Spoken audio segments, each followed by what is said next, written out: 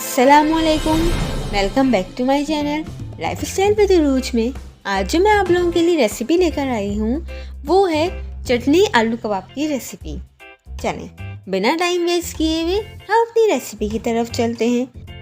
सबसे पहले मैंने चटनी के लिए हरा धनिया, पुदीना, ज़ीरा, हाफ टी स्पून नमक हस्बे ज़रूरत, हरी मिर्ची 3 से 4 अदद, नारियल 2 टेबल स्पून और लहसुन का 1 जवा लेकर मैंने इन सारी चीज़ों को ब्लेंड करके चटनी तैयार कर ली।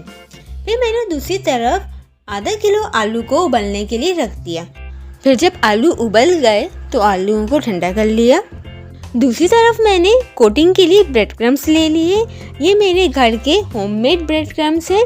आप चाहें तो रेडीमेड ब्रेड क्रम्स भी ले लें। इसमें मैंने 1 टेबल स्पून तेल शामिल कर लिए और मसालों में मैंने भुना कुटा धनिया हाफ टी स्पून, काली मिर्च 1/4 टी स्पून, नमक हस्बे ज़रूरत, लाल मिर्च पिसी हुई हाफ टी स्पून, ये सब चीज़ें डालकर आलू को मिक्स कर लें और साथ में 2 टेबल स्पून चटनी भी मिला दें और सारी चीज़ों को मिक्स करके कबाब बना लें।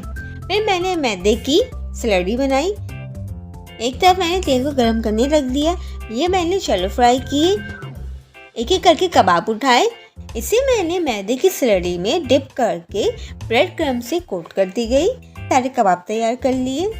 ऐसे में इस स्टेज पर आप 2 से 3 दिन के लिए कबाब फ्रीज भी कर सकते हैं। फिर मैंने क्रिस्पी होने तक इसे फ्राई किए। बहुत ही टेस्टी बने थे। मज़ेदार चटनी आलू कबाब तैयार हैं। मैंने इसको हरी चटनी के साथ सर्व किया।